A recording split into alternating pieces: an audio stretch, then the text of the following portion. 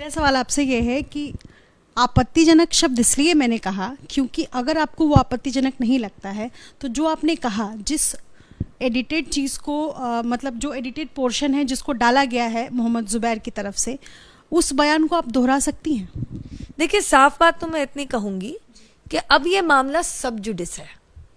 जिस तरीके की 70,000 प्लस मुझे जान से मारने की धमकियां आई हैं, और मैं आपको बता दूं तो भारत से नहीं विश्व भर से आ रही हैं।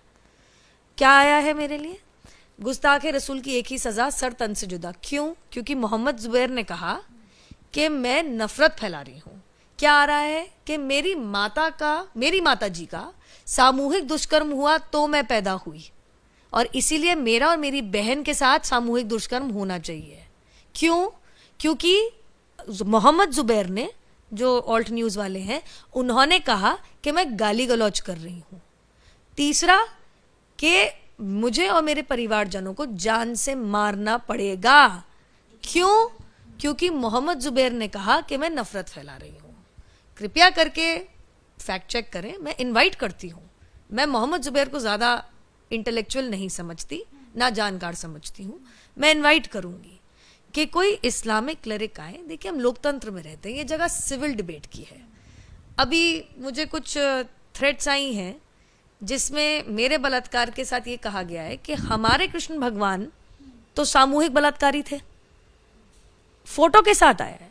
अब कृपया करके मुझे बताइए, मैं या किसी के भी नाम मुंह से आपने सुना है कि भैया जान से मार दो, बलात्कार कर दो? सुना आपने किसी के मुंह से?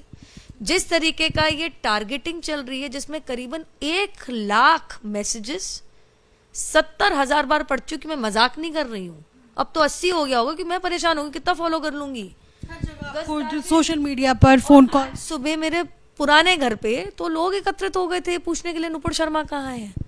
मैं आपके द्वारा, आपके माध्यम से, देखिए, सिविल सोसाइटी में इस चीज की जगह नहीं है। विचार विमर्श करिए, अच्छी बहस करिए, तथ्य अगर है तो उसके ऊपर दूसरा तथ्य दीजिए। अगर मैं कुछ कह रही हूँ गलत है तो आप उसको नकारिए, बताइए कि मैं कहाँ गलत हूँ, मैं अपना बयान वापस लूंगी।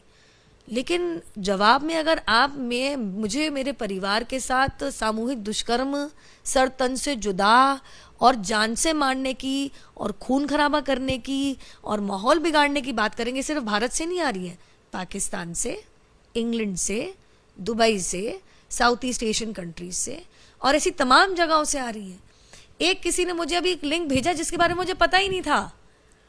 उन्होंने तो वो वाली कंपाइलेशन बनाई है जिसके बारे में मुझे पता ही नहीं था कि ये भी चल रहा है। इंस्टाग्राम पे, ट्विटर पे, फेसबुक पे, अन्य सोशल मीडिया प्लेटफॉर्म पे, मेरे फोन पे, मेरे इनबॉक्स में, मेरे ईमेल पे, मेरे व्हाट्सएप पे। मैं इतना कहना चाहूंगी, अगर मुझे या मेरे परिवार में से एक सिविल सोसाइटी की डिबेट की जगह अगर मुझे या मेरे परिवारजनों में से किसी को भी इतनी सी भी हानि हुई तो उसमें 150% मोहम्मद जुबैर जिम्मेदार है, क्योंकि उन्होंने नकली, फर्जीवाड़ा, फेक न्यूज फैलाया।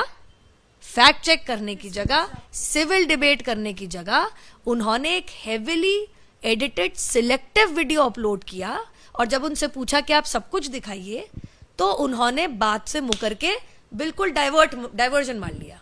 जो वीडियो मोहम्मद जुबैर ने शेयर किया है वो डिस्टॉर्टेड है।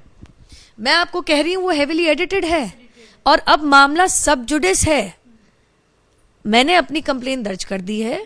इंटेलिजेंस इनपुट से मुझे पता चला है कि मुझे और मेरे परिवारजनों को ये सिर्फ हल्की नहीं है, बहुत सिवियर डेथ थ्रेट है। तो मैं पूछना चाहती हूं कि अगर किसी के स्क्रिप्चर से कुछ पढ़ना बोलना अगर मार काट की थ्रेट और धमकी इनवाइट करता है, तो फिर आदरणीय सर्वोच्च न्यायालय ने जो कहा था कि हम एक फ्रीडम ऑफ स्पीच की कंट्री है and free speech and dissent is a safety valve of a democracy, तो क्या वो सही नहीं था? तो ये कौन लोग हैं जो आदरणीय सर्वोच्च न्यायालय की बात ना मान के इस तरीके की बदसूरत धमकियां मेरे और मेरे परिवारजनों को भेज रही हैं?